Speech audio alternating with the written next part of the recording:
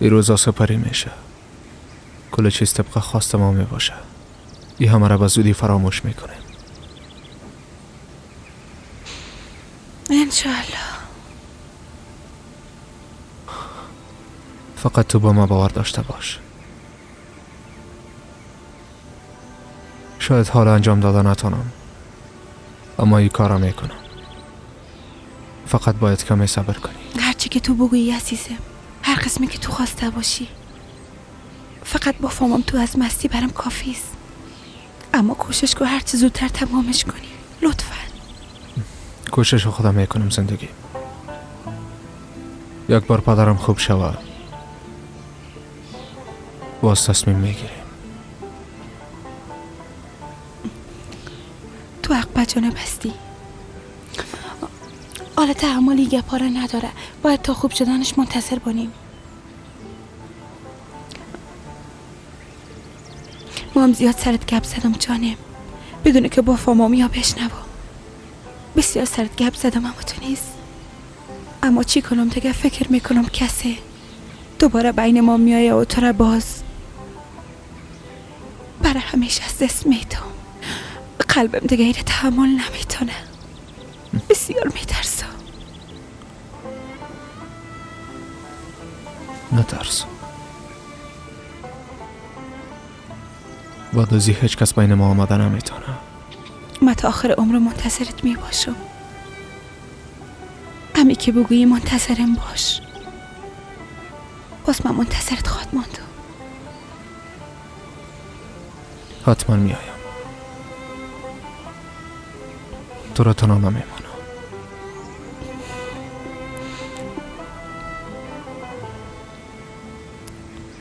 یوسف دستایت میلرزه. یوسف دستایت میلرزه. تو خوب هستی؟ یوسف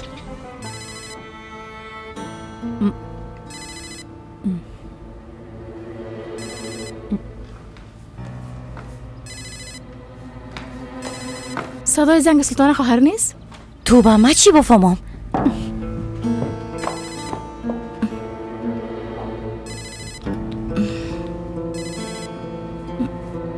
یوسف فکر نکنم این از هیجان زیاد باشه. ببین دستایت کاملا میلرزن. نه خیر، درست غذا نخورده. چند روز از کم خوابم هستم. درست است. من میرم برات سوپ آماده کنم. نه خیر، دلم نمیشه. این قسم خود نمیشه.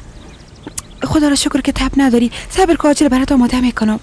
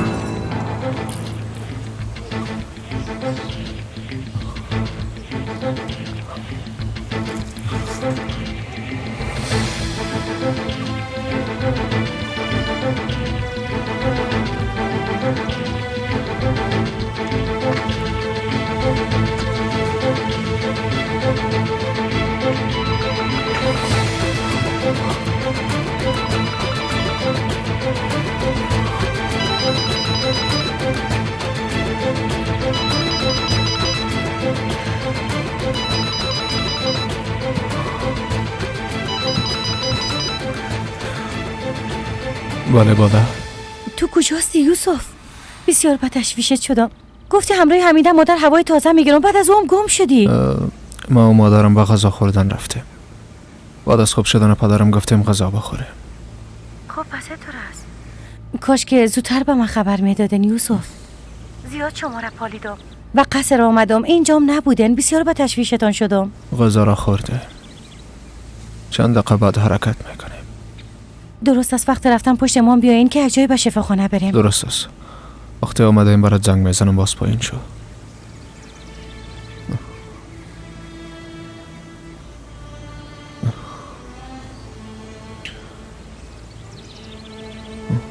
بیا که سوپت سرد میشه. بله.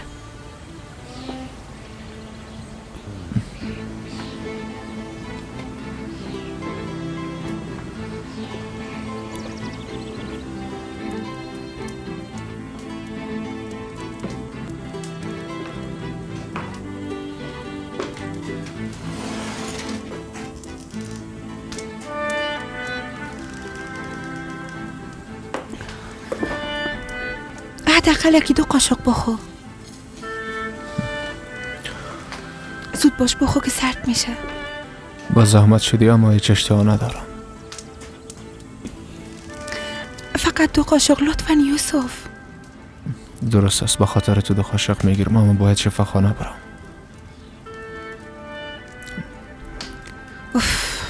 با این وضعیت اگه از پیشم بری تشویش کرده خواهد مردم. چند دقیقه استراحت میکردی باز میرفتی. باید به شفاخانه برم. زنده باشی.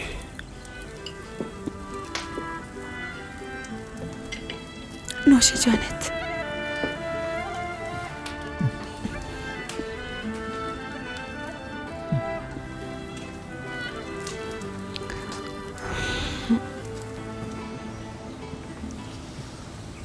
یوسف خود خوب احساس میکنی؟ خوب استم. تشویش نکن جانم. چی کنم؟ این همه دست خودم نیست. دیگه قسم زندگی کردن نمیتونم. تو میری مجبور هستی که بری اما دوریت برام سخت است. منتظرت میباشم. تو هم وقت وقتی به شفاخانه رفتی بشه یک دکتر خوب بری. درست است؟ درست است، وعده است. تو رو بسیار دوست دارم. بیرو فراموش نکن. درست است؟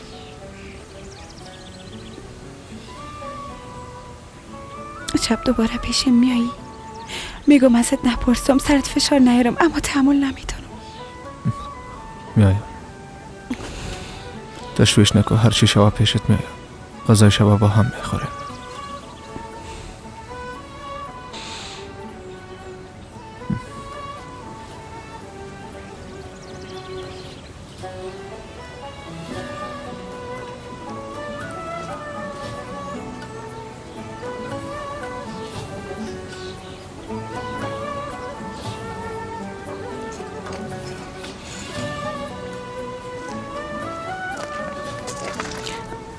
یوسف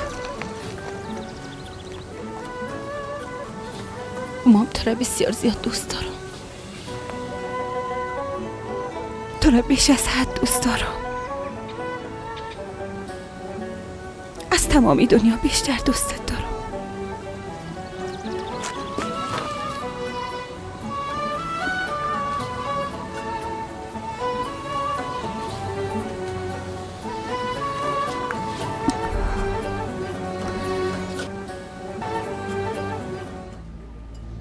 منتظر ماندم. وقت زنگ زدن از اینجا بسیار دور بودم.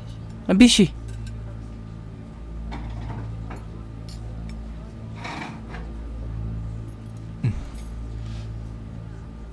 ما با تو چند بار گفتم که ای آخرین اشتباهت باشه. خیرت است حمیده خانم.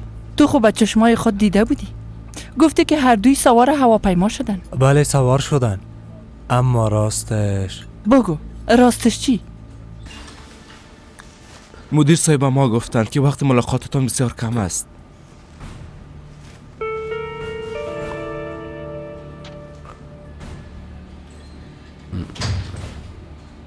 خوش آمدی خانجی اغلو. خیرت است نیگه پشت مدق شدی. او قدرم با خبر خوش پیش نامدن جنید. فهمیدم. حتما بالای پیشنهاد که برات کرده بودم خوب فکر کرده قبول کردی. ایوالم با گفتن می اومدی نه؟ تو با کاکایم چی گفتی بیشرف؟ چی؟ تو همراه ما رشخندی میکنی احمق؟ تو چی کردی به شرف؟ با کاکایم چی گفتی احمق؟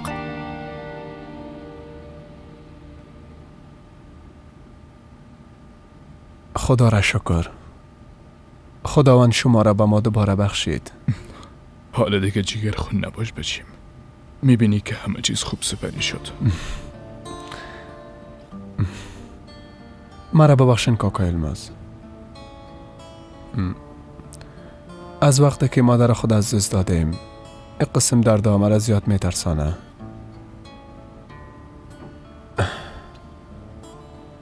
وقت شما در عملیات خانه بودین باز همگی به تشویشتان بودن.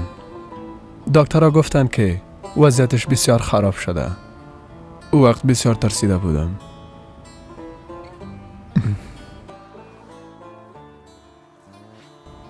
اگر شما را چیزی می شد ما به بار دوم بی سرپرست می ماندم. از وقتی که خودم شناسم شما همراهم بسیار همکاری کردین. با وجودی که شما نزدیک ما نبودین اما همیشه دستتان بالای سر خود احساس می کردم. ما شما را به جای پدر خود قبول کردیم. میفهمی که ما همیشه تو را به مثل بچه خود فکر کردیم.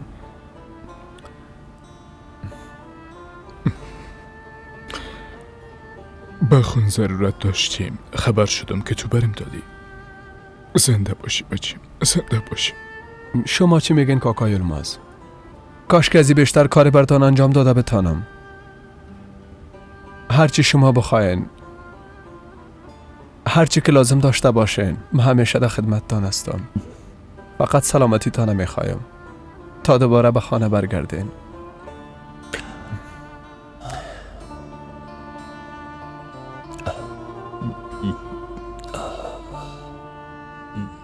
تمثیل نکن و گپ بزن. با کاکایم چی گفتی بگو. قسم میخورم که ما به کسی چیزی نگفتیم بیادر. نه الماس کاکا رو دیدیم نه امراج درباره چیز گپ زدیم.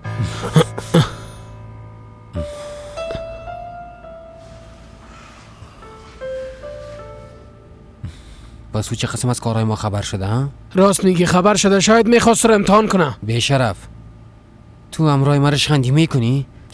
سر کاکای معامله قلبی آمده و نمیخواه به درزاده خدا ببینه. پس تو بگو که کی برش گفته باشه.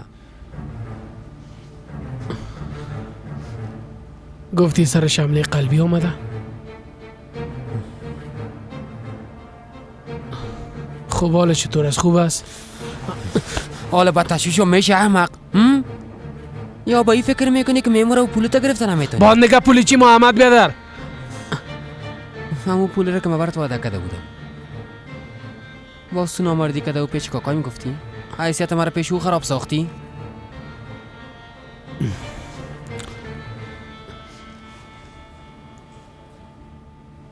مرا چند فروختی لوده؟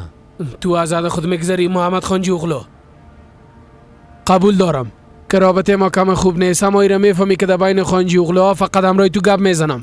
تو چه قسم یک انسان دروغگوی و فریبکار هستی؟ ایره بگو که مرا چند فروختی؟ با خاطر آزادی چی برات پیشنهاد کرد؟ تو فکر کردی که خودت از اینجا آزاد میشی و باز مرا زندانی میسازی؟ اما ترس اگر نیت ما زندانی ساختن تو می بود این کار پیش از زندانی شدن خود میکردم. فهمیدی؟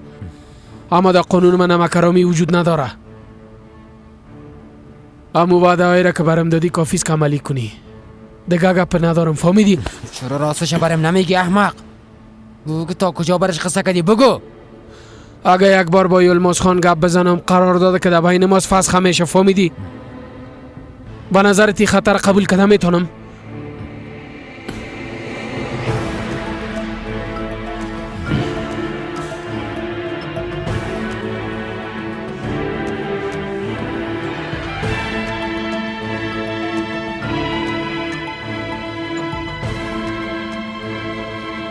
امرای تو هنوز کارم خلاص نشده.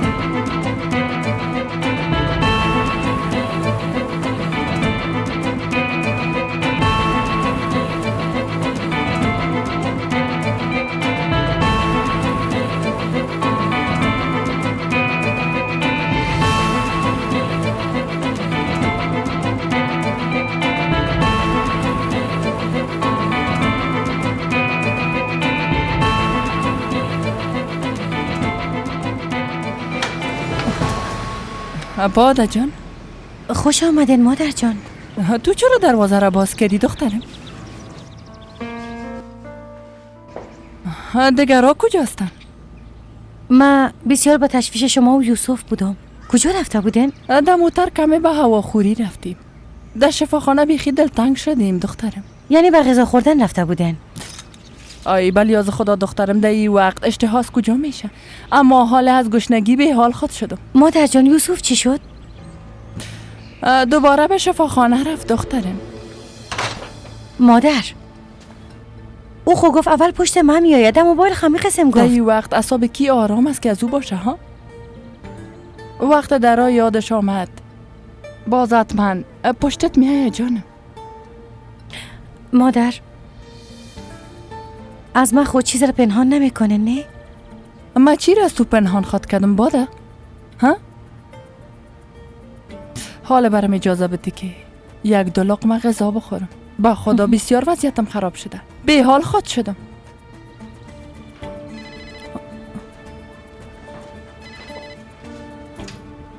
یوسف در پیش قصر هستم، زود پایین بیا دیگه. درست از همیال میایم. مادر من باید برم. یوسف آمده. کجاست؟ پیش دروازه قصر است داخل موتر. خوب است. اگه خواسته باشین شما هم همراه ما بیاین. نه خیر جانم نه خیر. ما بالا رفته دستوری خودش شسته لباسای خودم تبدیل میکنم. کمی که سر حال شدم دخترم بعد از راننده را میگم که مرام برسانه. درست است. خوش آمدین خانم حمیده. خوش باشی سلطانه. ما به یلماز خان یک دانه روجایی نو گرفته، میخوایم او رو برش ببرم. البته اگر روز خانم اجازه بده. بسیار خوب فکر کردی. بیبی بادام همیال اونجا میره، تو هم امرش درست است. هرچی که شما بگوین.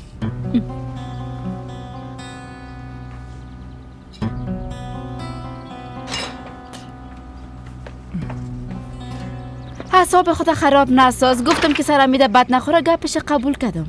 اگر نیمه خود کدام مشکل ندارم، در تاکسی هم رفته میتونم. صبر مرا امتحان نکو، بریم سلطانه خانم.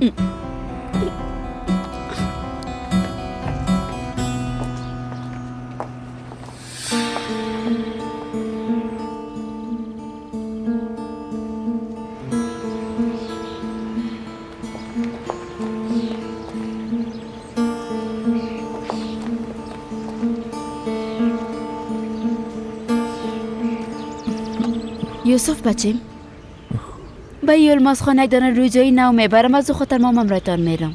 سوار شوین خاله.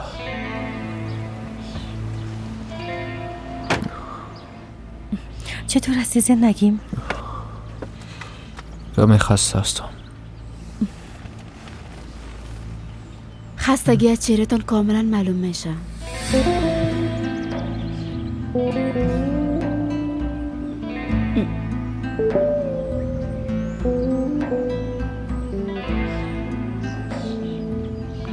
بتر من میگیرمش.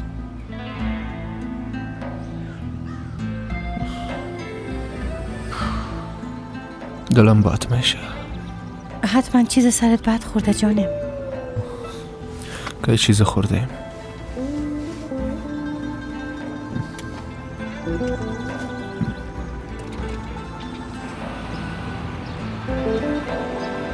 در ای جای نیستن چی منی میتن؟ در عمق جهنم خو نرفتن. نشانی هایی که برام گفته بودین رفتم. کل جای دانه دانه دیدم. نه نشانی است و نه کدام سرنخ.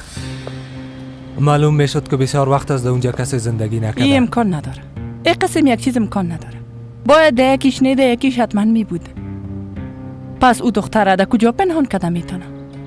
گپ ما گوش کو، تمام جای را به دقت دیدی؟ بله حمیده خانم دیدم. نالایق احمق. اوه کجا پنهان شدی هوا؟ در کجا پنهان شدی؟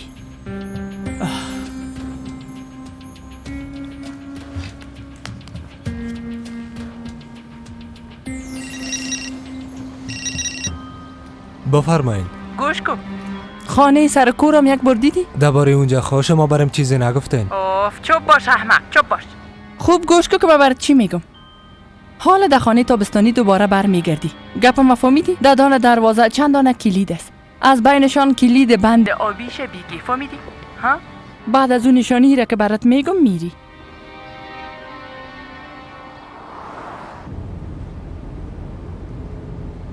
کاش که به مادرت میگفتی که چی شده. باز ما قدر به تشویش نمی بودم.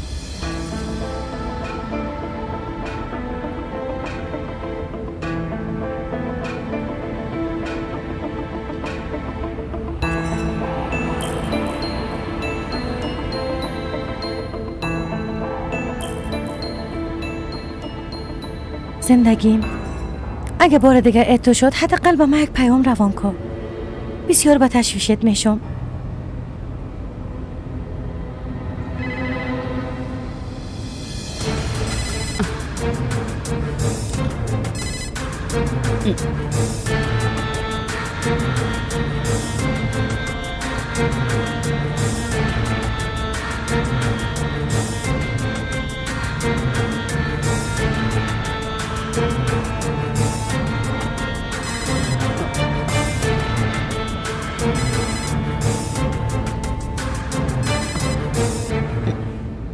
یکی از اقارب دور ماست. شاید از یلماز خان خبر شده.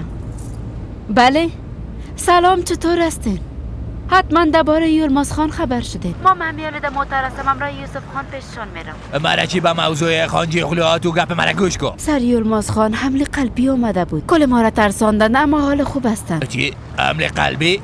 زنده باشین، ما بسیار زود برشان دعا کردیم. خداوندم دعای ما را قبول کرد. حال خوب است. البته سلامتانه برشان میگم. تو چی میگی؟ این مشکل دیگه از کجا شد؟ مشکل خودم برم بحث است. اونا را بان گپ مرا گوش کن خیش نه. شما کجای رفته بودین؟ چطور شد؟ ما خو میخوایم برات قصه کنم اما تو کی برام اجازه میدی؟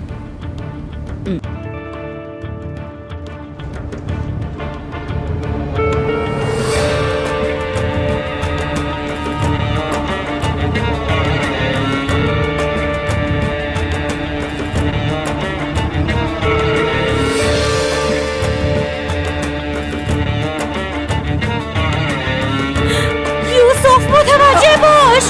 یوسف فاطم، یوسف فاطم.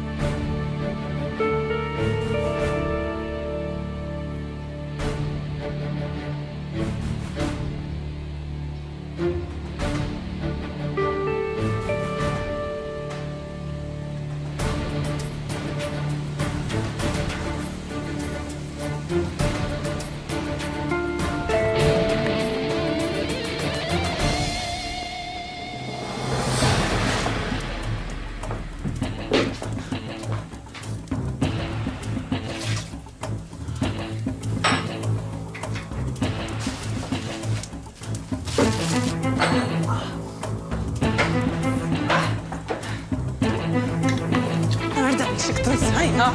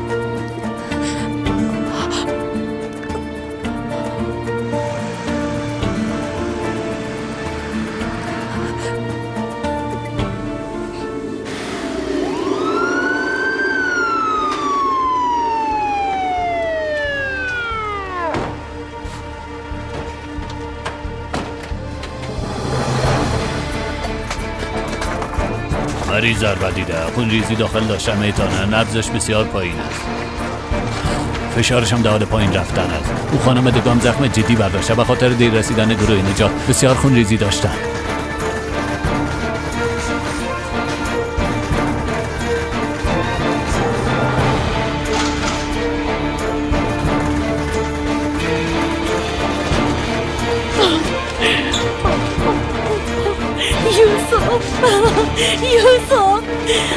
یوسف مرا الا نکن. یوسف مرا تنها نمان. توبه اینا چی شدن؟ از مکه زودتر از خانه برآمده بودن. مادر جان شاید خواستم رای خانمش کم و تنها باشه. باندگه جانم، اونا که در اقسم وضعیت هستن. در زن سلطان هم امرشون بود. ای باده نیست؟ باده؟ خدایا خودت کمکم کن. دخترم تو چی شده؟ باده تو چی شده؟ ما حادثه کردیم. تو چی میگی؟ واسه یوسف بسیار بخیم است، بسیار بخیم است. خدایا لطفاً او رو چیز نشه لطفاً. بیادرم کجاست بوده؟ وضعیت یوسف بسیار خراب است. خدایا او رو نگاه کن. خدایا دیگه چقدر امتحان ما میکنی؟ گفتم بیادرم کجاست؟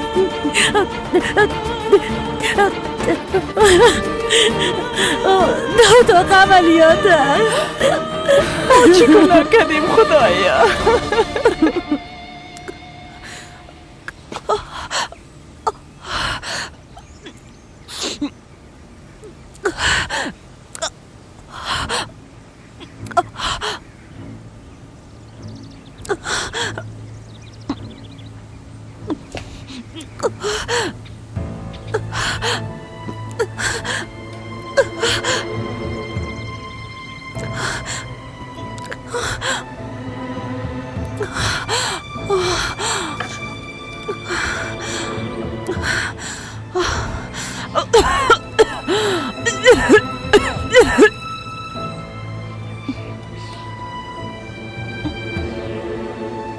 خدایا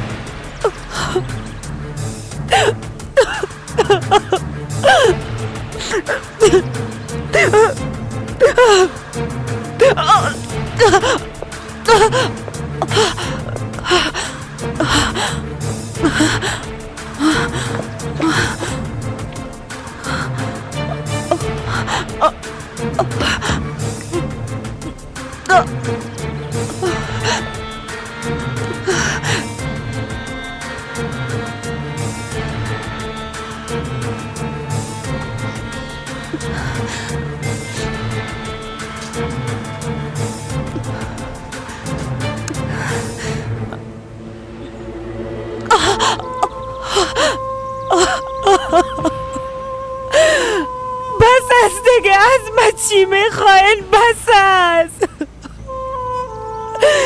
دیگه، از من چی میخواین؟ مرا آرام بانه، آرام بانه.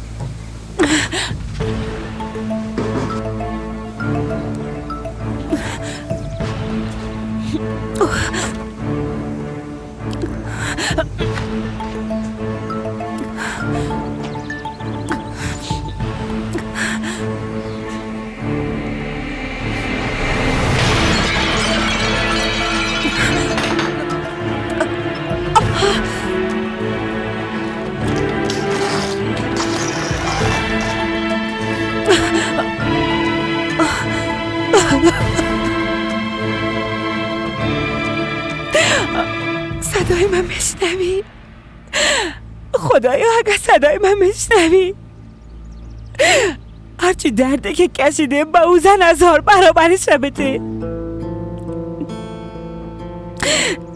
تمام سختی های دنیا را سرش بیار خدایا. مادر جان لطفاً آرام باشی. یوسف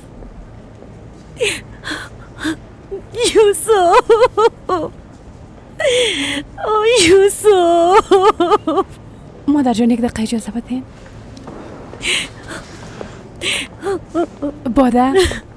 باده خواهش میکنم کم آرام باش لطفاً. در مورد بیادرم چی گفتن؟ کوشش کن به یاد بیاری. گفتن شاید خونریزی داخلی داشته باشه. گفتن نمیفهمیم فشارش چرا پایین شده. گفتن وقتی به شفاخانه رسیدیم باز براتون میگیم. پس چرا هنوز چیز نگفتن؟ دکتر صاحب بیادرم چطور است؟ یوسف خوب بشه همو تونست؟ دکتر صاحب بچیم چطور است به لیاز خدا؟ مریض ما کدام آسیب جدی از این حادثه ندیده، اما خانم سلطانه یک شکستگی جدی در دستش به وجود آمده. باید هرچه عاجل عملیاتش شروع کنیم. اثرات شکستگی باقی نمیمونه اما تو نیست. ما پیش بچیم رفتم میتونم.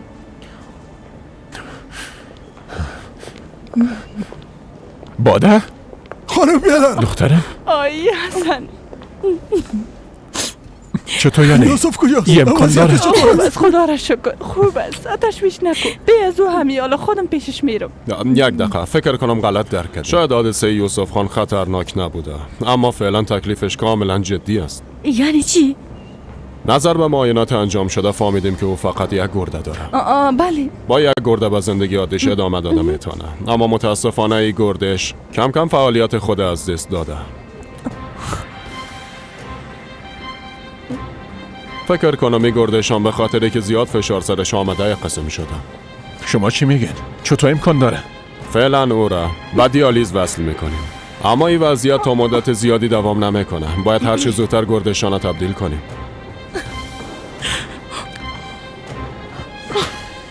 آرام باش دخترم، آرام باش.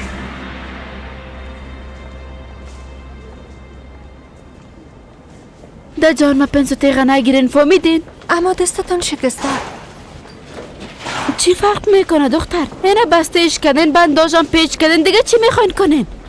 تشویش نکنین، دستتان قطع نمیکنه، فقط شکستگیش تداوی میکنه. نترسین، هیچ درد نداره. پس حالا چی باید کنیم؟ از کجا گرده پیدا کنیم؟ فرض کو پیدا کردیم او امر گرده بچه مطابقت خود داشت؟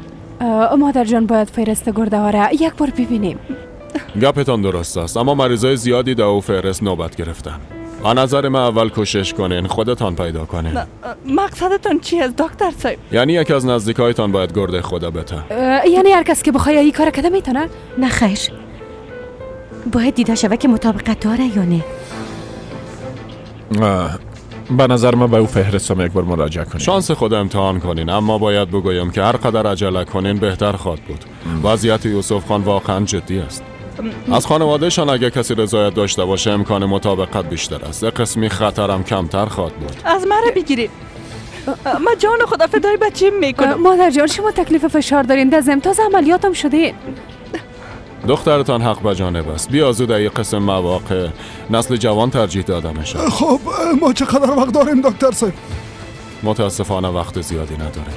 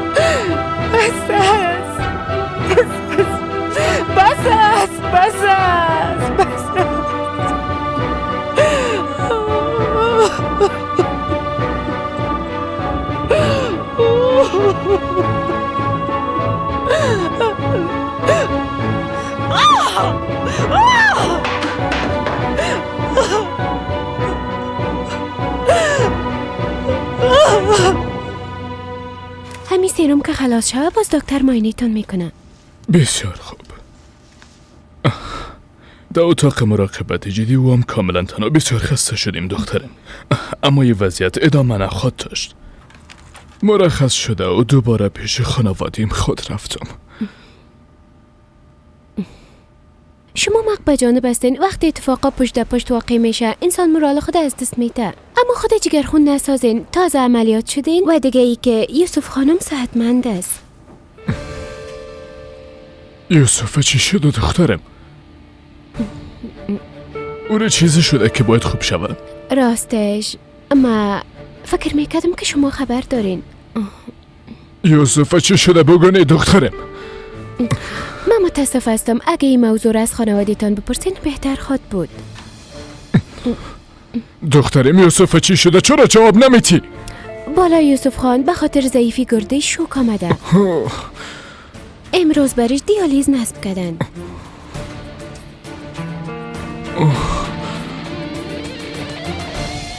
پدرم اگه بشنون بسیار بد میشه. تشویش نکن. ما با پرستارش خبر میتم تا با کسی چیز نگویه.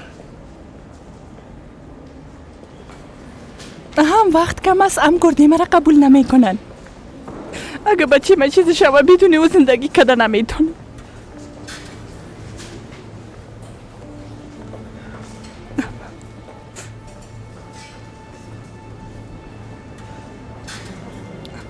چند دقیقه پیش به یک دوستم که دکتر از زنگ زدم.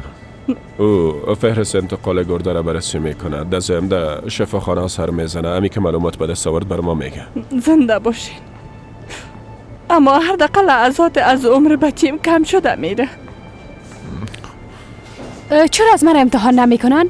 من خواهرش هستم. شاید مطابقت داشته باشه. دختر قنده. ایام امکان داره؟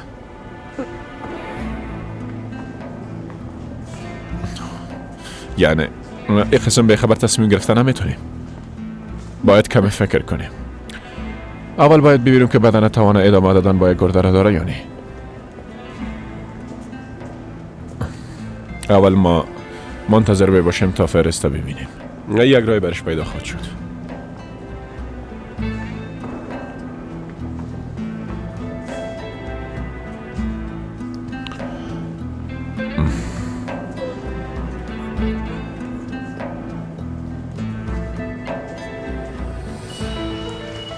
کوشش میکنیم مریض در حالت عادیش بیاریم، اما وضعیتش وخیم‌تر شده میره. این شک نمیتونه قدر تاثیر داشته باشه. معلوم میشه که بالای خود بیش از حد فشار آورده. از خانوادش کسی هنوز حاضر نشده؟ هنوز خود چیزی نگفتن، اما اگه عجله کنن بهتر خواهد بود.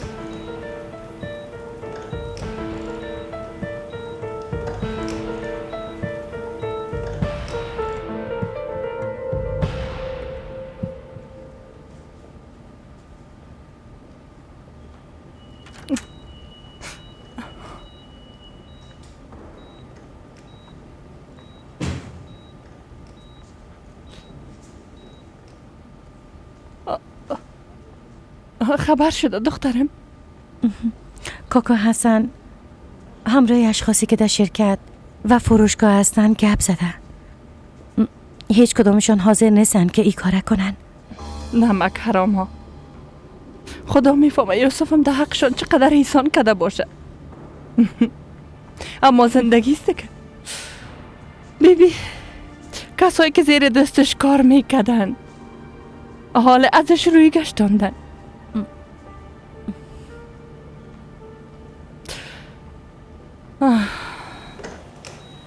خود جگرخون نسازین مادر جان. ببینن این تصمیم مشکلی هست. حق به جانب هستن، باید اونا را درک کنیم. بچیم در مقابل چشمایم از بین میره. دست و پایم بسته شده. میخوایم جان خدا برش بتو. برم اجازه نمیتن.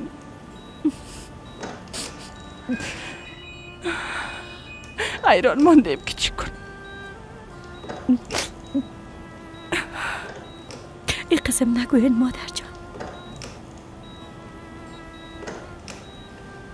خداوند بزرگ و مهربان است. پس ایام تر خواهد شد. انشالله دختر، انشالله. بچیم یک بار از بستر مریضی بلند شود، یک بار چشمای خودم باز کنه.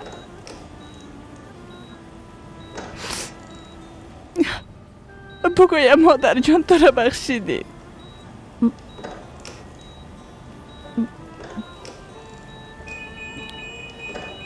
چرا این قسم میگین مادر جان؟ من بچه من بسیار جگرخون ساخته، از این بسیار خفه است. در حالی که میخواستم برش خوبی کنم به بزرگترین دشمنش تبدیل شدم. اما گناه از خودم است. یک گپای برش گفتم که هیچ از یادم نمیره.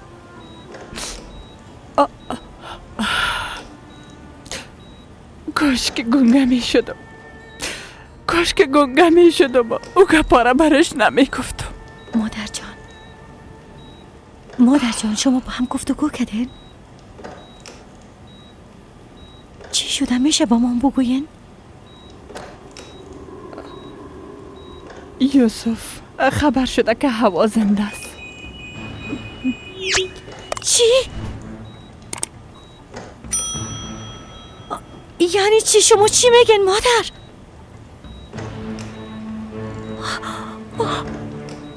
دیگه او دختر به امریکا نرفته؟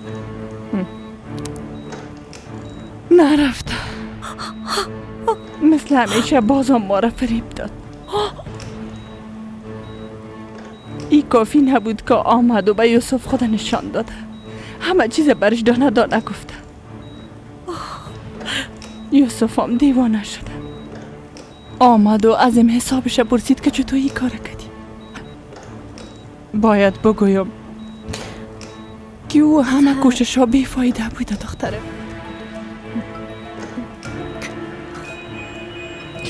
او گناه ها را ناق به گردن خود گرفت.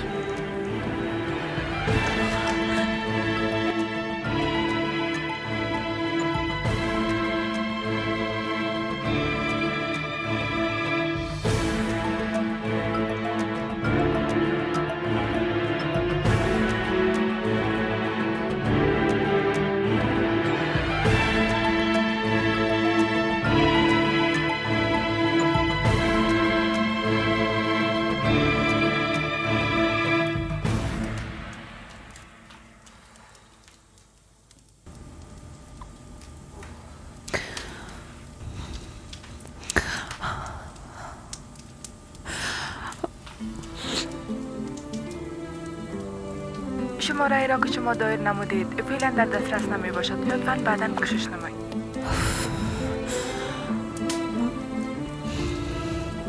کجاستی یوسف؟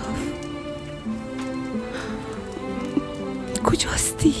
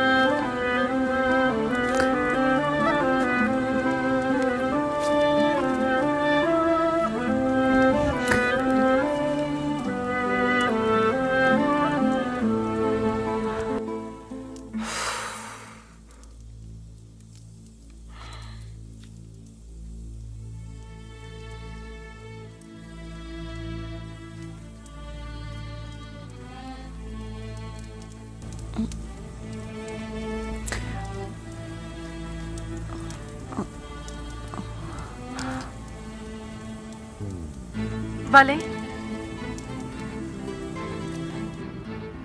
بله؟ بله؟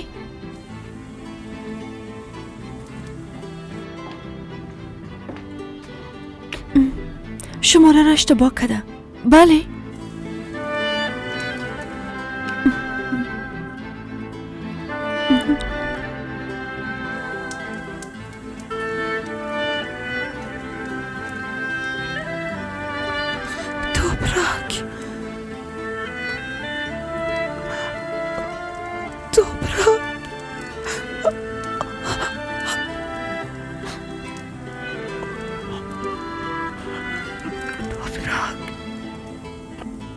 خدایا مادر ایران میفهمه که من خبر دارم. حالا میخواید چی کنه؟ براتون چیزی نگفت؟ دخترم با هم درست گپ نزدیم. سرم غال مغال کرد برآمد رفت دخترم. او دختر حال کجاست؟ او را در کجا پنهان کرده؟ حالا فهمیدم نه چند شبان با او بوده. دخترم بلیاز خدا کمه با خود بیا. هر کس تو را ببینه اگه خبرم نباشه خبر میشه. میخوایم بفهمم که او دختر کجاست. همیاله. نه خیر. پالیدم جستجو کردم ده هیچ جای نیست. نمیفهمم او بلای آسمانی ده کجا پنهان شده. خداوند از گناه او لعنتی نگذره جزایش بده. همین که خوب شده باز پیش او خود را من تنها میمونه او پیش او میره.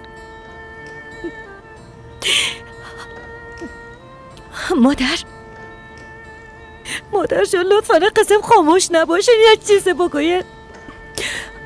من بدون یوسف چی کنم؟ میمرم دست و پای میلرزن. لطفا میخوایم هیچ وقت ترکم نکنم مادر. نمیخوایم این پیوند ما را از بین ببرم. راه من گم کردم. لطفا برم یک راه را نشان بدن. من چی کنم؟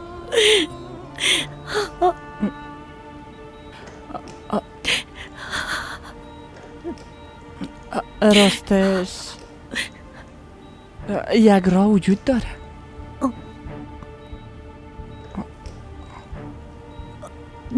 کدام راه مادر جان؟ خواهش میکنم بگوین. نه خیر جانم نه خیر.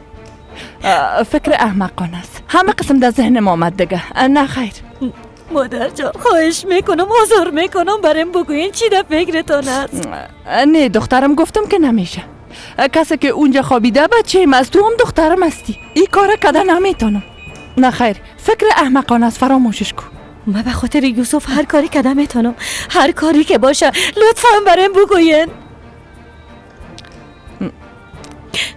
اگه بچیم واقعا تو را دوست داشته باشه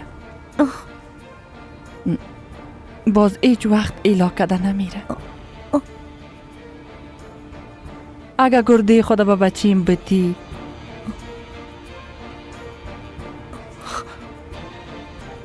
شاید کل چیز تغییر کنه.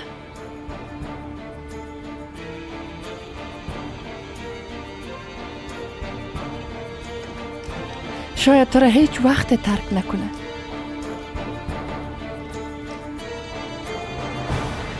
براشون بگو که شفا باشه.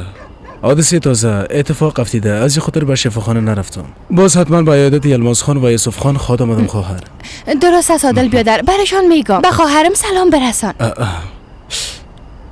حالا وقتش نیست، اما با خانم حمیده بگوین که سیدشان در کارگاه فرموش کردم که بیارم. همین که از کارگاه آمدم حتما برشون گرفته میارم. درست است بیادر میگم. خب دیگه شام بخیر. به تو هم.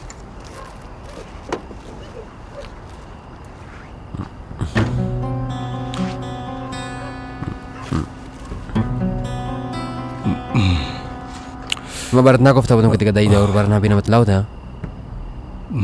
زرگر نمک کرام خواهن. صبر کو احمق، صبر کو. اینجا بیا. گفتم بیا. تو اینجا چی میکنی؟ با یادت مریض آمده بودم بیادر. یعنی تو آمد اتفاقات خبر شدی؟ همین که خبر شدم آمدم. هوشمند. تو دهانت باز کردی؟ ها؟ چی گفتی؟ نمیفهم بیادر تو چی میگی؟ با کی چی گفتیم؟ گوش کو شیرکدو. در مورد خانوادت فکر کن. تو برش کل چیزا گفتی؟ ها؟ جواب بده احمق. بیادر به لحاظ خدا ما با کسی هیچ چیز نگفتیم. بیادر چیزی نمیفهم که به کسی بگویم.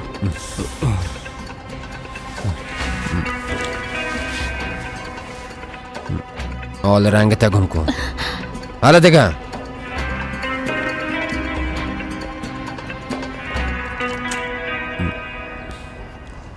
پیلین؟ محمد اینجا چی گپ است؟ درست است میفهمم. اول کاکایت حالیم یوسف، اما با هر کس که پیش رویت آمد نباید این قسم رفتار کنی. یوسف چی شده؟ فکر کنم تو خبر نداری. یوسف امروز با موترش حادثه کرده، همراهش خانمش و خدمتکارم بوده. چطور هستن؟ باده چطور است؟ حال کجاستن؟ باده را میگی؟ در شفاخانه است، پیش شوهرش. محمد بیا که بریم قدم بزنیم ها. حالا دیگه شاید تو را رها کده نره. اگه با بچیم گرده تبتی باز شاید همه چیز تغییر کنه. نه خیر، بهتر است که همه چیز فراموش کنی. کلش یک فکر احمقانه است. در ضمن پدرت هم حق به جانب است باده. این تصمیمی نیست که قسم با عجله گرفته شود دخترم. باز یوسف هم فقط خوبی و سلامتی تو را میخواید دخترم.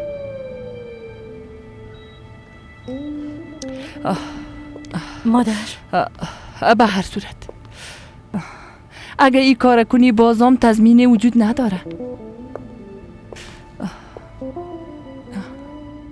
شاید امی که چشمای خدا باز کنه دویده پیش هوا بره. نه، تضمینی وجود نداره.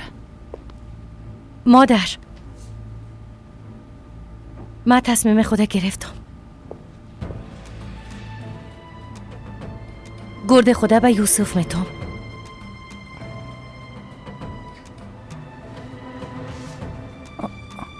دخترم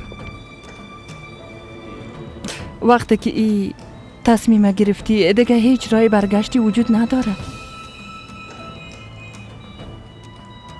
من متوجه کل چیز هستم مادر، اما این گپ فعلا در بین ما باشه.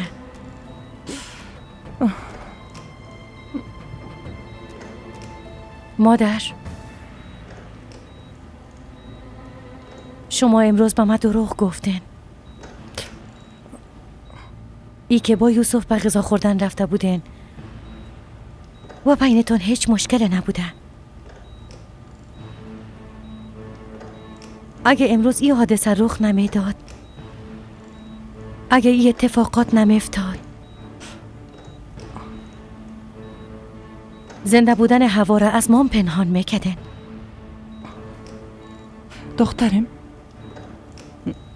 وقتی یوسف اوقدر عصبانی دیدم بسیار پژمرده شدم. یعنی هیچ نمیفهمیدم که چی کنم. اما تمامش فقط به خاطر شما هر دو بود یک دانیم. به خاطر خوشی شما.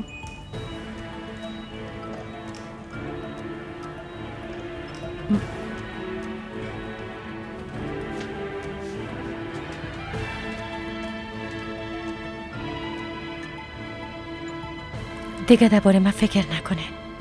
هر چی که به من میگین فقط حقیقت بگوین. بیشتر از این مرا مجبور نسازین دنبال دروغایتان بگردم.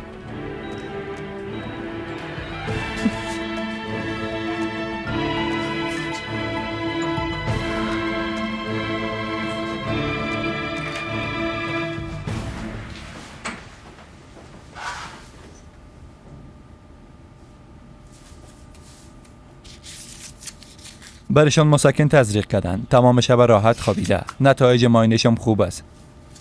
ای پایواز نداره؟ شما به خانوادهش خبر ندادین؟ نمیفهم کسی را داره یا نه. خودش در قصر خانجیغلوها خدمتکار است. وقتی در موتر اونا بوده حادثه کردن. در ضمن اونا 3 نفر بودن. اما تا به حال کسی از اینا خبر نگرفته. فهمیدم.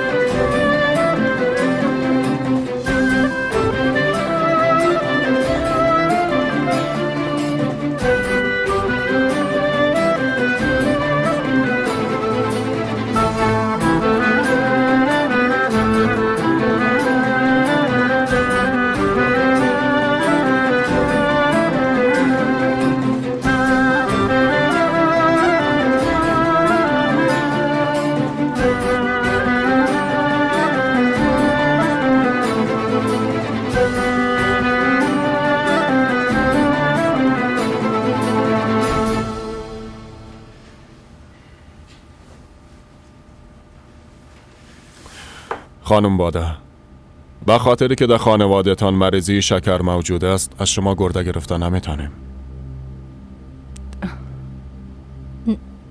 یعنی چه که گرفتن نمیتونین؟ گرده من کاملا سالم است. در ذمه مرضی شکرم ندارم دکتر صاحب. درک میکنم چیزی که حقیقت است. شما اون کاری نمیتونین. متاسفانه از دست ما کاری ساخته نیست. چطور کار ساخته نیست؟ هیچ باورم نمیشه. من هر قسم خطر قبول دارم. باده جان، ای آقا دکتر است. سر میزم گزارش هایت است. اگر دکتر صاحب میگه که امکان نداره حتما چیزی را میفهمه یک دانیم. یعنی درست است که تو میخوایی به شوهرت کمک کنی، میفهمم، اما به نام تقدیرم چیزی وجود داره. مانع او خوش شدن نمیتونیم. باید مانع شویم. من میخوایم گرده خدا به یوسف بدم. من باید او را نجات بدم.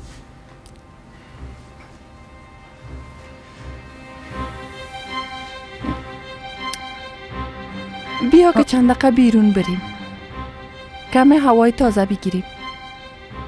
تو بسیار خسته هستی. بخیز یک دانه.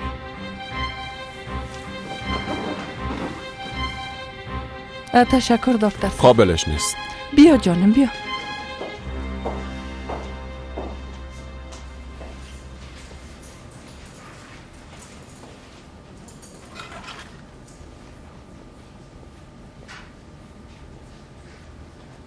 باده جان، یک بار با من سیل کو. دخترم بلیاز خدا، لطفاً کم آرام باش. دخترم اقسم زد کردن به تو و به یوسف هیچ فایده نمیرسانه. ایره خو میفهمی اما تو نیست.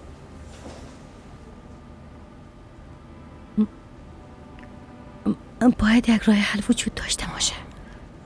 باید یک چاره پیدا کنم. دختر مقبول من، حال فهمیدم که بچی ما چقدر دوست داری، اما اگه تو اتو کنی ای قسم امید خود از دست بتی، باز من چی کنم؟ ها؟ حالا جانم، حالا کل چیز خوب میشه. به ما باور کن. به گپای ما خوب باور داری نی؟ حق به جانب هستن مادر. من مانع خود شده ندانستم.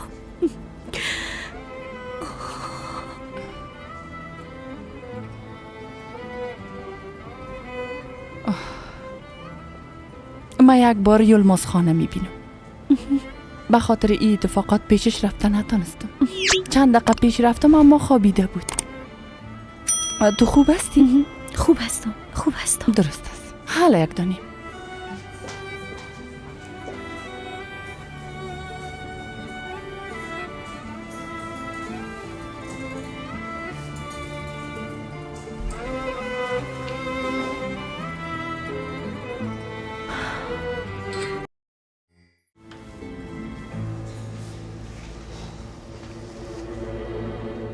بیچاره بسیار جوان بود اما اهدای گردش بسیار کسا را خرسند خواهد ساخت. بله استاد، خانواده‌اش تمام اوراق امضا کردند. هر چیز زودتر فهرستا را دیده به مراجعین خبر میدیم. خوب است. همین که کارهای خود خلاص کنم پیشتان میایم استاد. درست است. خب دیگه باز میبینه. آقا وحید، بفرمایین خانم باده. میشه با هم گپ بزنیم؟ البته. در کدام مورد؟ او گرده را من میخوایم.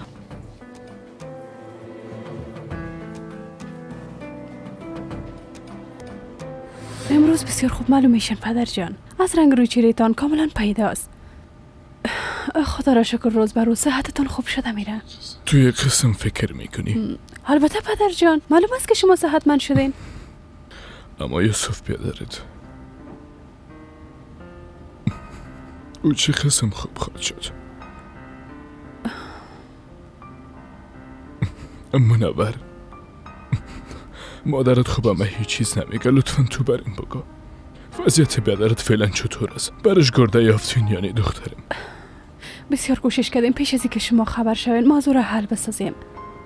اما خبر بد است دیگه، زودتر هر جای نشر میشه. منور جان دخترم، ازت پرسیدم که برش کرده پیدا شد یا نه؟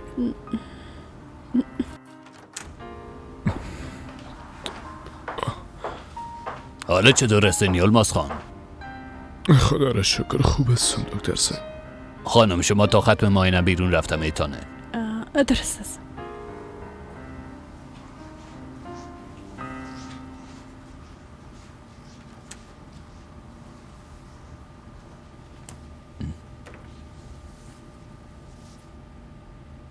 زخمتان هم بهبود یافته. دکتر صاحب، یم خانی اعضای بدن به نظرتون بین دو بیادر امکان داره یا نه؟ یعنی از دو بیادر مطابقت میکنه؟ خاطر توافق نکردن اعضای بیگانه از اقاربش کرده بیشتر است، بستگی به خاصیت دفاعی بدنشان داره. خب یعنی از این قسم پیوندهای اعضا مشخص شده میتونه که با هم بیادر است. البته اگه معاینات خاص دی وارنیشان اجرا شه باز حتما معلوم میشه. فکر میکنم شما به خاطر بچه خودتو میگین، نه که خواهرش میخواه برش گردی خدا بتون. نه خیر نه خیر، اما درباره این کار حتی فکرم نکردیم. همون تو در فکرم آمد، باز ما ازتان پرسیدم. به هر صورت وضعیتتان خوب است. اگر شب به چیز ضرورت داشتین پرستار در خدمتتان است. شبتان بخیر. زنده باشین. شب شما هم بخیر دکتر سعید.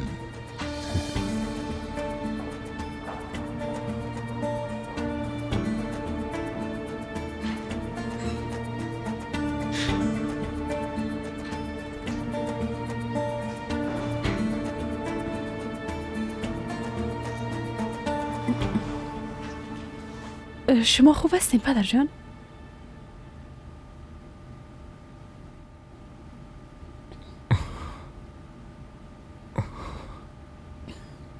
دخترم یلماز اینجا پیشم بخوای. پدر جان شما با یلماز چی کار دارین؟ برش بعضی گفتنیا دارم. منور بفرمایید پدر جان. قسم روانش کو که کسی متوجه آمدنش به اینجا نشه. درست است.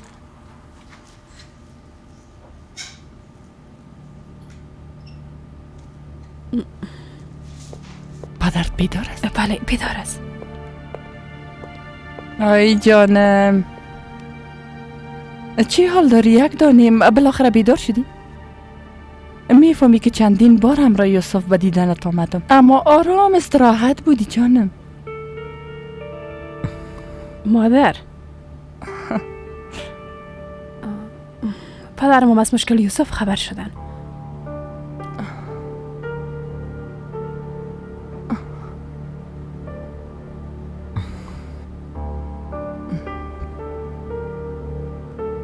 من یه امرتان اجرا کردنم تانم خانم باده. اگه از قبل کسی منتظر نمی بود امکان داشت، اما کلشان با چشمای خود و فهرسته دیدن. باید یادآور شوم او دختری که منتظر گرده است 9 سال داره. بد است، گناه داره. لطفاً خانم باده از من یه انتظار نداشته باشین. یوسف از کلگی کده برای مهمتر از آقا وحید. هر قسم که شده من حتما اون گرده رو میخوایم.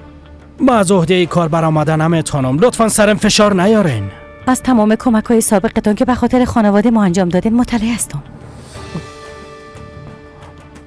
حمیده مادر تمام میشه بریم گفته آقا وحید. فکر میکنم ای بارم گپ مرا رد نمیکنن، همونطور نیست؟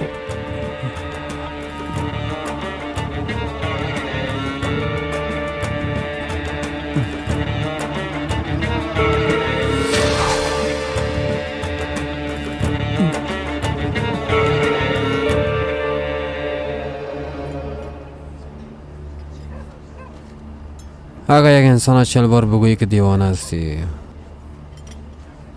بالاخره اعصاب خود از دست داده و دیوانه میشه. ما هم همون یک انسان هستم، یک انسان به درد نخور، شخص بی مسئولیت و یک خائن بزرگ.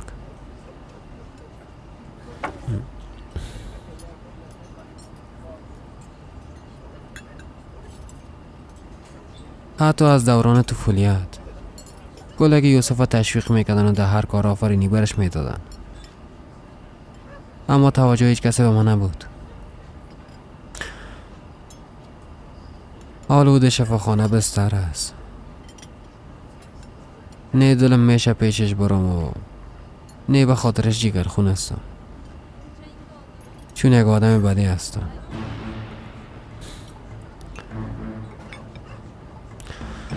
بد نبودم، مرا بد ساختن. مقصر اصلی تمامی کارم فقط خانواده‌ام هستن. خب امروز صبح در شفاخانه چی گپ بود محمد؟ حتی از آمدن ما به اونجا خبر نشدی. برات گفتم من یک شخص خوبی نیستم. وقت انسان خوب نباشه باید بدی کنه دیگه. یعنی چطور؟ زودتر کدامش برات بگویم جانم. من از ری خود از زهر پاشیدم. دشمن سرسخت بیادر خدا در دفتر به کار استخدام کردم. بازم قانع نشدم، دست دشمنش اسلحه را دادم، او رو تحریک کردم. او هم رفت و بالای یوسف شلیک کرد.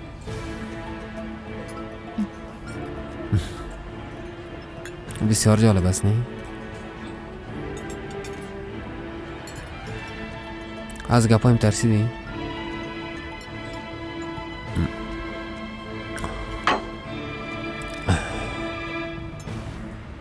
اگر من با جای تو می بودم باز می ترسیدم.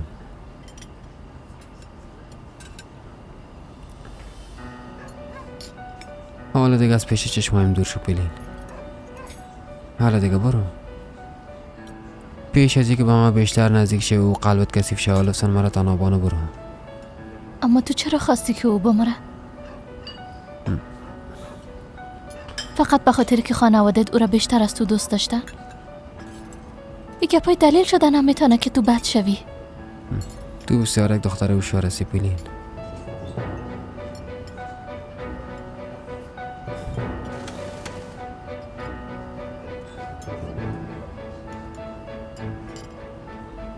زبانم برات میگه که برو، اما قلبم میخواه که همیشه در کنارم باشی. من بدون تو چی خواد کردم جانم.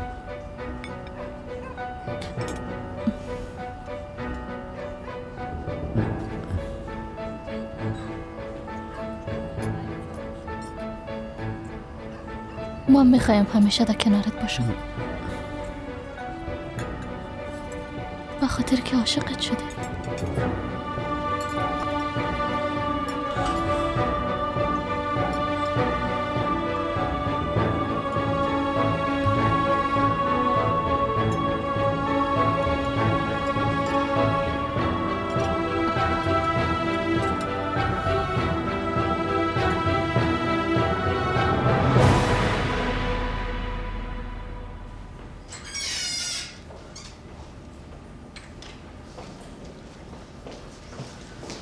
حمیده خانم، من همیال پیش شما می آمدم. نه که باز یوسف من چیزی نه شده؟ خیر نه خیر، یک گرده را پیدا کردم که کاملا به یوسف خان مناسب است. خدای من، شما راست میگین دکتر صاحب. بسیار تشکر میکنم. اما میرم که به یلماز خان خبر بدم. میخوایم با شما یک بار به تنهایی گپ بزنم. کدام مشکل پیش آمده آقا وحید؟ نه خیر نه خیر، اگر با صاحب گرده یک بار خودتان از نزدیک گپ بزنین برایتان خوب خواهد شد. البته خوبم میشه که به خاطر این کار ازش تشکری کنم. بفرمایید. خب از کجا خبر شده؟ نه که یوسف بچه من میشناسه. یک دفعه او را ببینین باز گپ میزنه.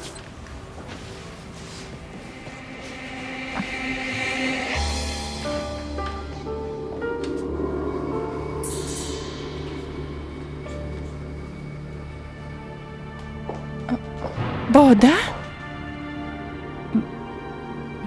خانم حمیده، شما با هم گپ بزنین، من در بیرون منتظرتان هستم. نزدیکم بیاین مادر جان. باده دخترم بلیاز خدا ای دیگه چی معنی میته؟ همین 2 ساعت پیش دکترها ای گپ واضح برات نگفتن که گرده تو را گرفتن نمیتونیم؟ بله گفتن.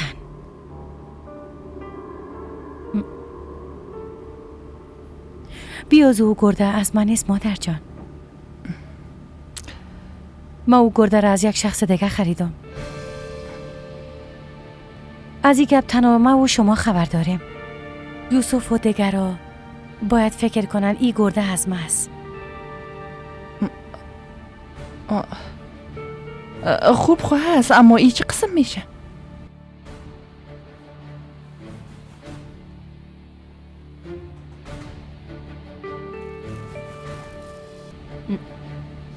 شما تشویش نکنید.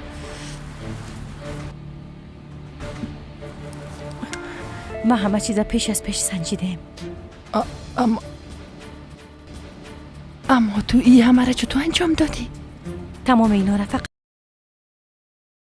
به خاطر عشق خود انجام داده. به خاطر عشق خود انجام داده.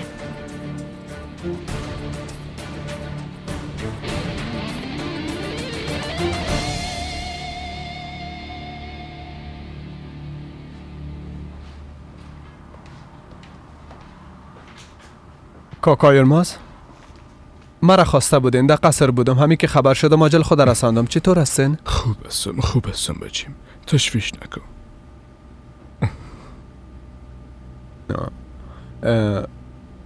کاکای الماس کدام مشکل دارین؟ هیچ خوب معلوم نمیشین. ای که چه قسم برات بگویم نمیفهمم، اما از تو یک خواهش دارم الماس بچیم. بسر چشمایم بفرمایین. زنده باشی بچیم، زنده باشی. اما قبل از او باید یک موضوع را بفهمی.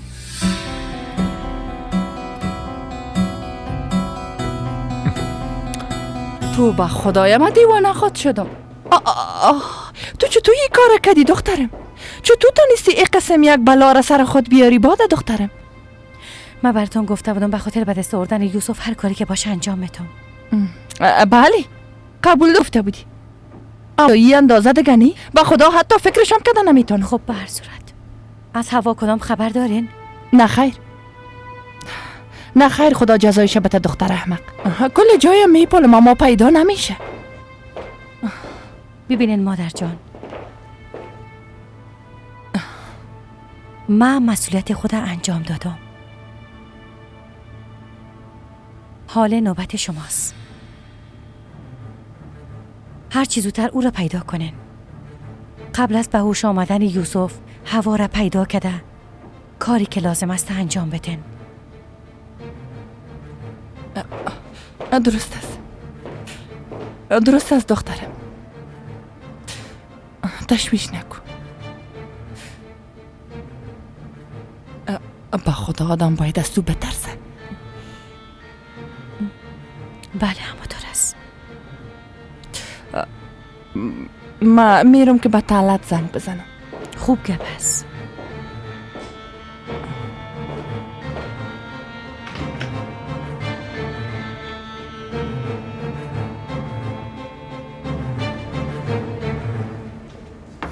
خانم حمیده،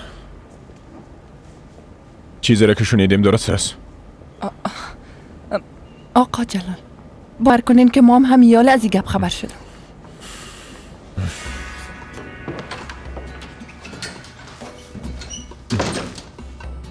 این کار دیگه چی منیم اعتباده؟ تو نباید این کار انجام میدادی.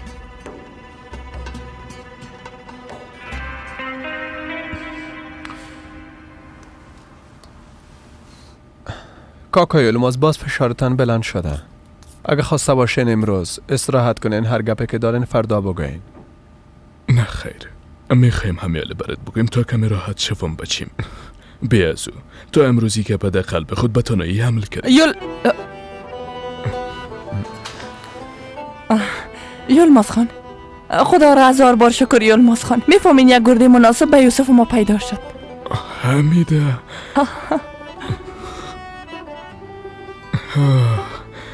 خدایا هزار بار شکرت.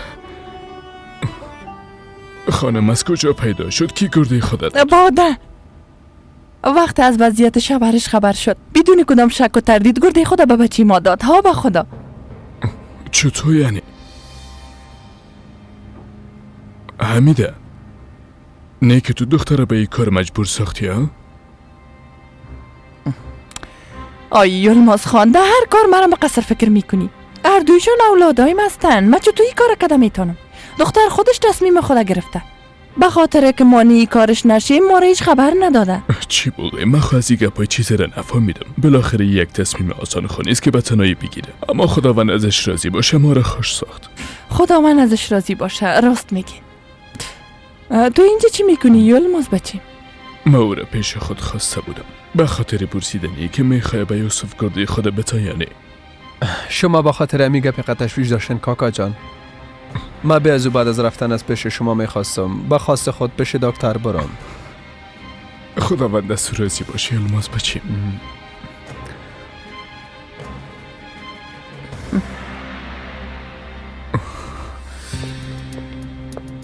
تو با کدام جرأت تونستی کار انجام بدی؟ من فقط که پدرت نباشم. چرا یک بار از من پرسان نکردی؟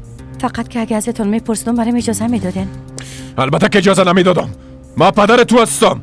از همه موضوعات که صحت تو برام مهم است. فکر میکنی که با دادن گرده خود با اونا تو را بیشتر دوست خود داشتن؟ همین توقع داری؟ همین انتظار داری؟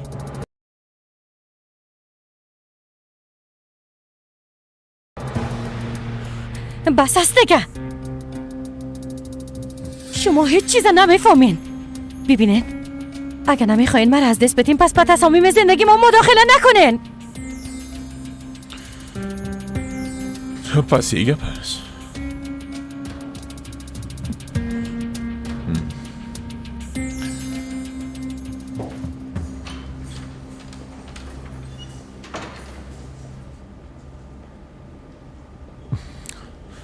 ما میخوایم که یوسف هرچی عاجلتر صحت یاب شده دوباره به خانه‌تان بیاید، اما نه در بدلی که دخترم به خطر مواجه شود. او دخترم است منور. اگر خدای نخواسته او را چیزی شود از همه بیشتر من درد میبینم. میفهمم، اما باده عاشق یوسفیه درم است. بعض وقتش قانون نمیشناسه، حتی یک کار ناممکنه ممکن ساخته میتونه.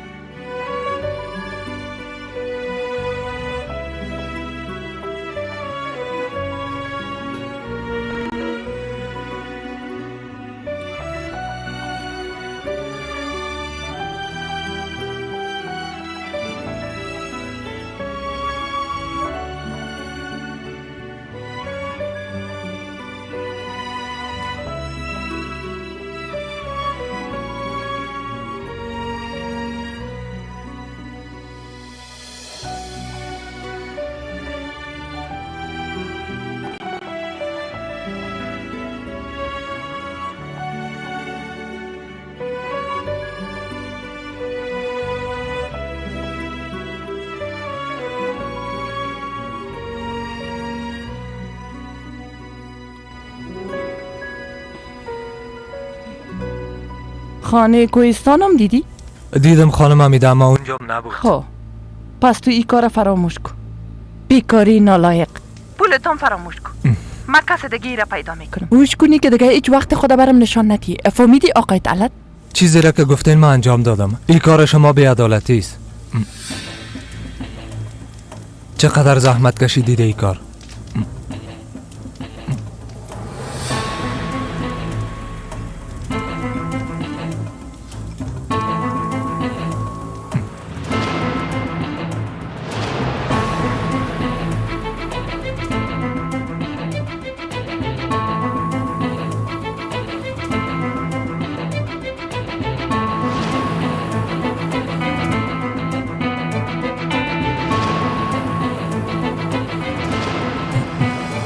نظرم پیدایش کردم.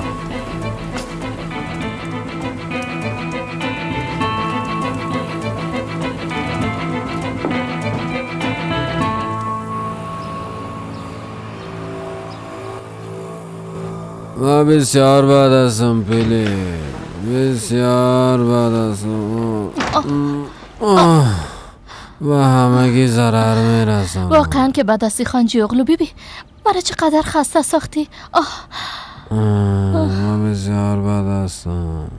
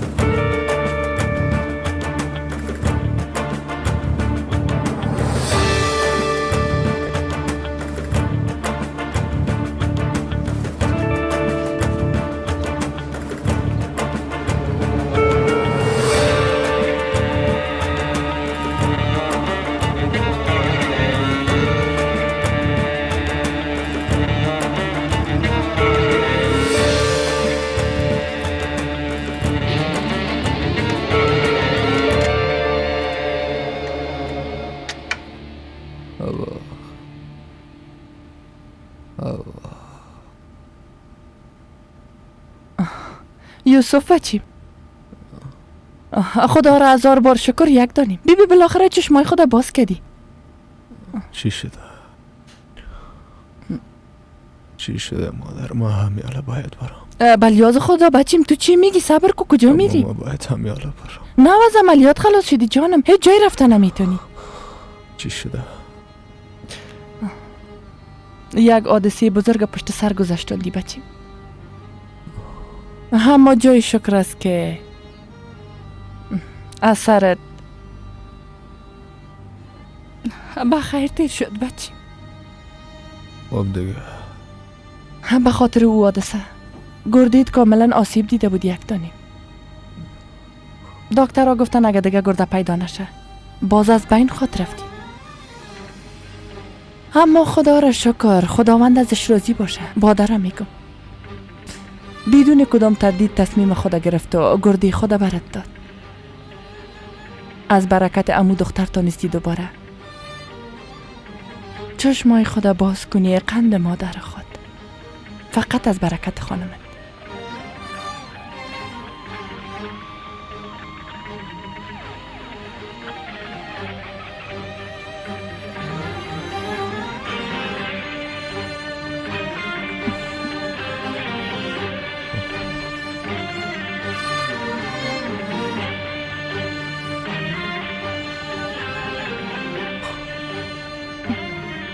همسر عزیزم.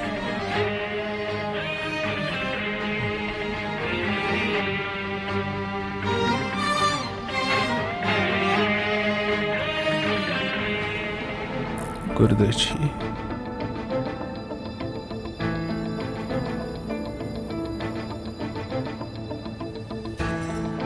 گفتم گرده چی؟ اگر تو هم با جای من می بودی باز همی کاره میکردی همونطور نیست؟ البته باده جان. زندگی مشترک همه قسم پیش میره دیگه دخترم. همیشه باید همه قسم فداکاری کنی تا آخر عمرت. هرچند هر خانم یک قسم یک فداکاری را انجام داده نمیتونه جانم. خوب به هر صورت بسیار یک آدم طالیمند هستی که خانمت را بسیار دوست داره. اگر نیده ای زمانه کسی حاضر می شد که خود عیبی بسازه و یک گرده خود برات هم قسم بده؟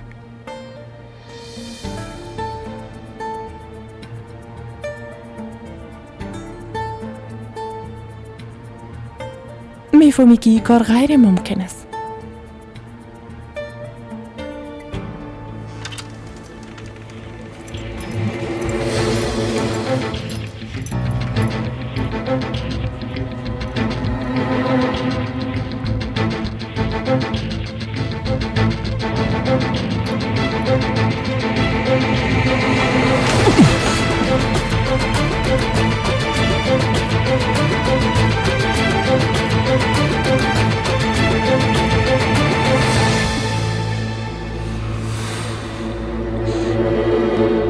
خوب دیگه حال ما بیرون میرم، شما استراحت کنین.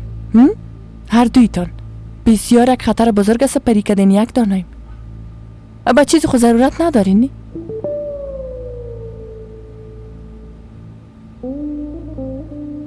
تو چرا هیچ چیزی نمیگی یوسف؟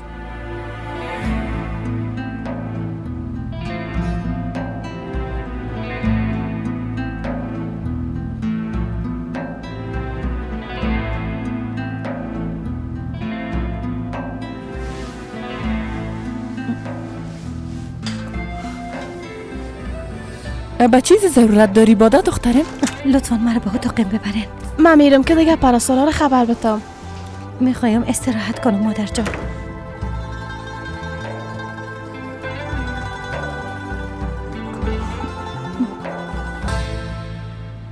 خدایا مرا ببخش، خدایا مرا ببخش.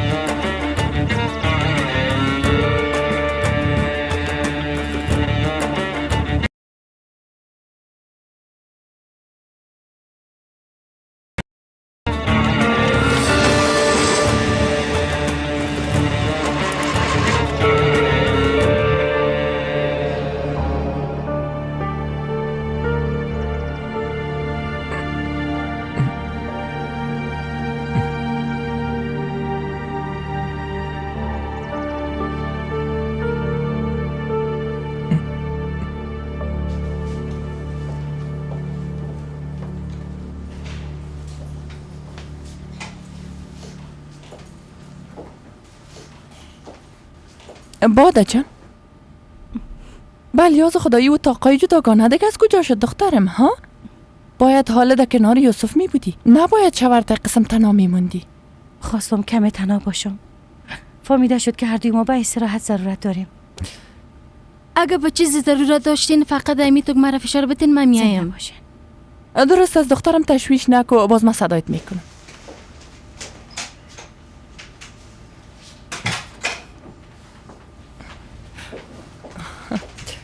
دیدی که از این کارت چقدر متعجب شد ها؟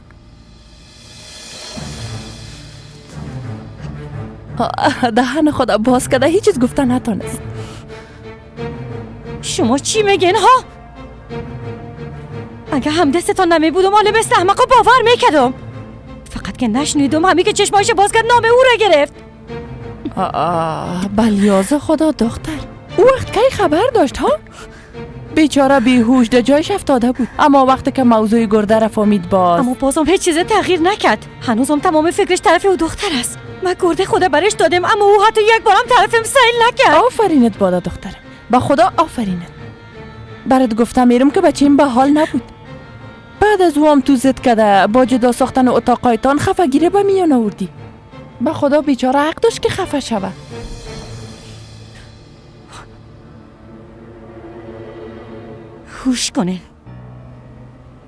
هوش کنن دیگه از این بابت برایم دروغ مگوین. من به خاطر یوسف جان خدا به خطر انداختم. یعنی اگه امکان میداشت گرده خدا حتما برش میدادم. اما وقتی مطابقت نکرد مجبور شدم بزرگترین دروغ برش بگویم. از این کده دروغ بزرگتر وجود نداره. درست است. لطفاً کم آرام باش دخترم. با یوسف بچیمم کم وقت بده تا سر حال شود. دروغ میگم. باز میبینی بادا جان، بعد از این بسیار خوب پیش خواد رفت. بله حتما قدر فداکاری که انجام دادی خواد فهمید. باز او وقت میبینی که چطور رویشم را تغییر میکنه. بیازو اگه اوضاع تغییر نکنه تنها من مسئول نخواد بودم مادر جان.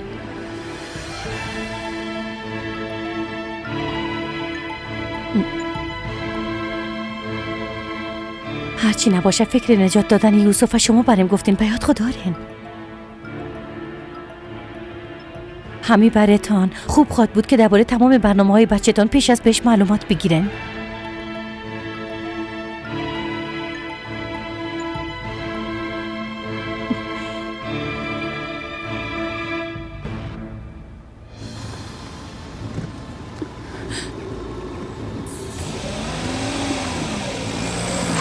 خدایا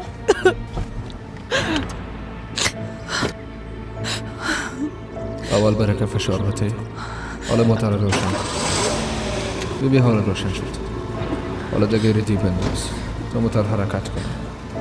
آیسته آیسته اکسلراتور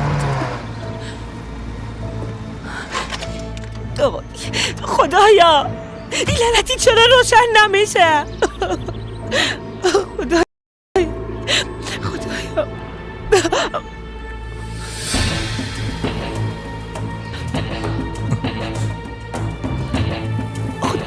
نجاتم بده. خدایا نجاتم بده. خدایا کجا میری؟ کمکم کن.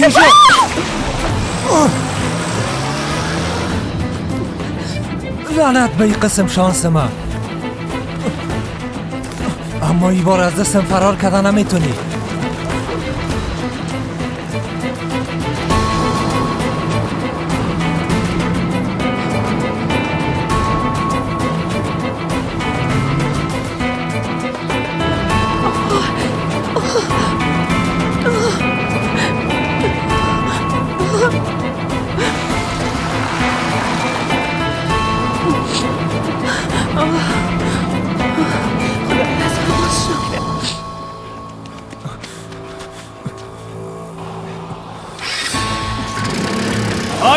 کجا میبری موتورسیکل؟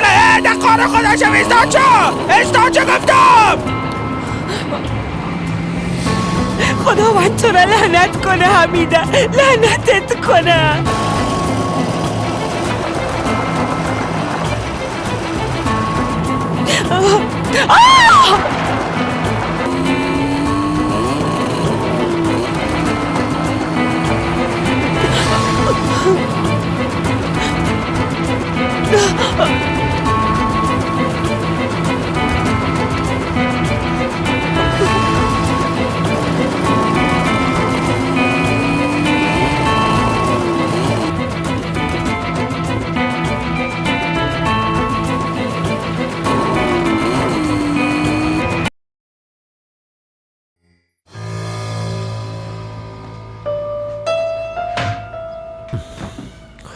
خدا لعنتتان کنه. محمد این چی وضعیت است؟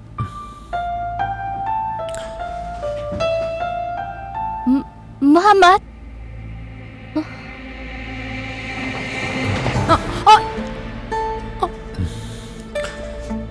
پیشریت بی دختر جان. آی محمد شماره چیزی نشد؟ اتاق مرا کی پاک کاری کرده؟ نفهمیدم. میگم آخرین بار به اتاق ما کدامتان داخل شده؟ قسم میخورم که ما داخل اتاقتان نشدیم. شاید جمیله داخل شده باشه. ما چی شده آقا محمد؟ کدام چیزتان گم شده؟ اگر کدام چیزتان گم شده از جمیله بپرسم.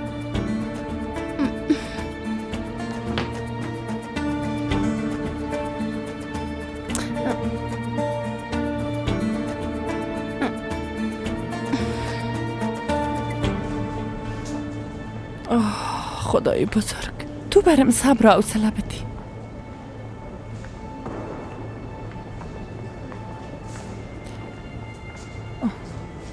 بفرمایین حال پیششان رفتم میتونین.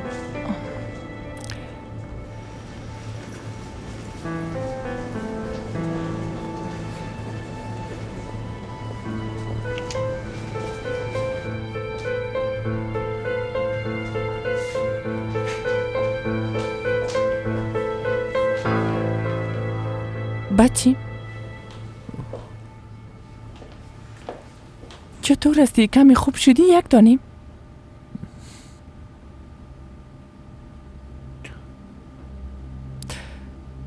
خدا را 1000 بار شکر که خوب هستی.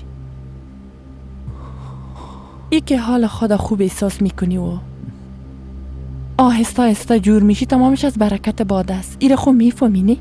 تو میخوایی چی بگویی؟ یعنی چی میخوایی چی بگویی؟ اگه باده ای کارا نمیکرد حال زندگیت به خطر مواجه می بود. ای گپا خو میفهمینی؟ او دختر جان خود از خاطر تو به خطر انداخت، اما تو ازش یک تشکرم نکدی. هیچ کار خوبی نکدی یوسف. بعد از اینکه کاملا خوب شدی و دوباره خانه برگشتی حتما دل او را باید به دست بیاری. دیگه برم یاد نته چی کنم. فکر میکنی اگه با اوش میبودم میمانده میکار شبه؟ ها؟ اجازه میدادم باده به خاطر ما فداکاری را کنه؟ یعنی متوجه هستی؟ بسیار خوب. وقت تو هیچ عکس العمل نشان ندادی فکر کردم متوجه نیستی. بچیم چشمی دختر غیر از تو کسی دیگه را نمیبینه. چرا نمیخوایی گپا بفهمی؟ بدون ای که درباره کدام چیز فکر کنه عاجل به میز عملیات را بچیم. چرا ها؟ چرا؟ فقط به خاطر نجات دادن زندگی تو یک دانیم.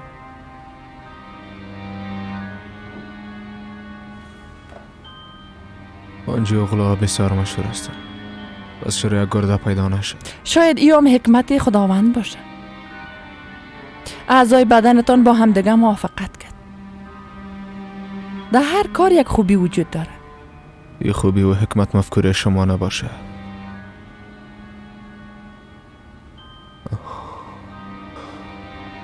بلیاز خدا تو میخوایی چی بگویی بچیم؟ وقتی چیز به خواست نبود یک را پیدا میکنی. این مفکوره را تو برش دادی نه؟ ها؟ گرده دادن تو به فکرش آوردی نه؟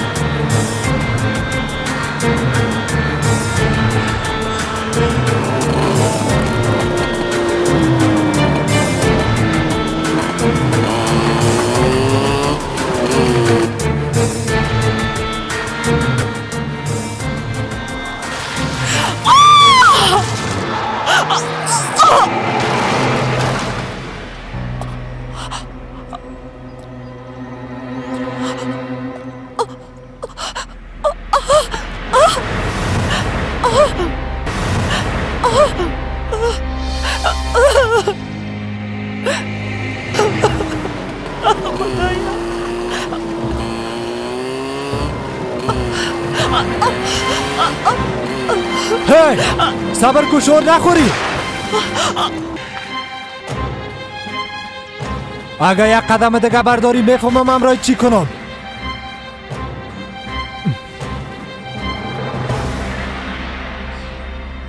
درست است. حال فهمیدم.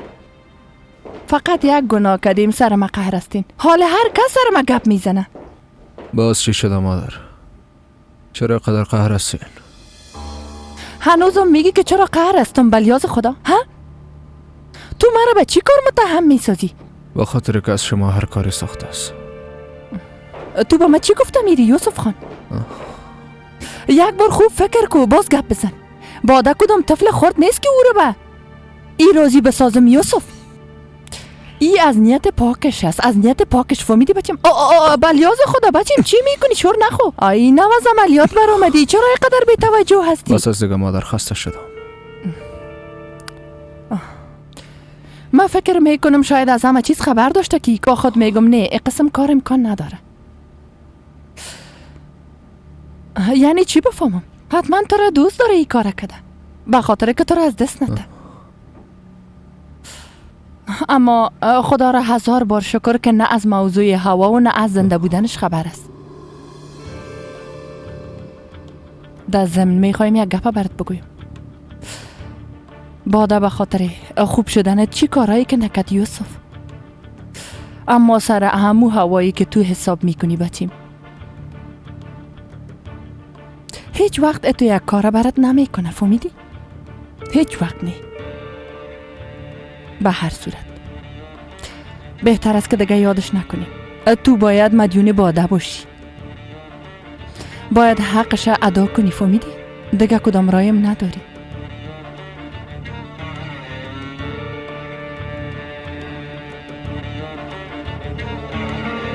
اگه کمی هوشیار باشی هیچ وقت کوشش فرار نمیکنی. اگه فکر کنم چی میشه؟ صاحبت سرت قار میشه؟ بیبی چی میگه من؟ همراه من درست گپ بزن، اگه نه در قصه اشکایت نمیشم. حال سوار موتر شو. بابا دست نزن احمق. گفتم دست نزن. الهیم کو بی مرا چوب بساز و هر جایم که میخوایی مرا ببر.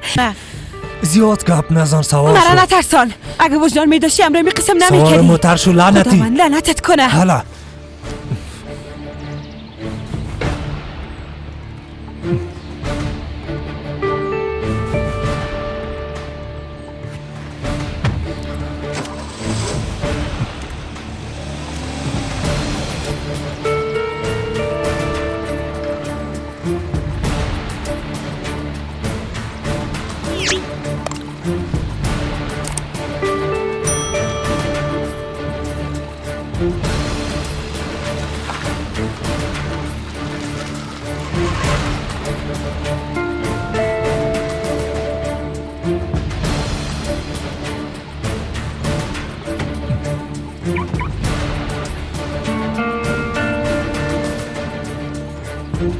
خدا لعنتت کنه. یگمی کم بود. حقت از بی شرف انسان پست.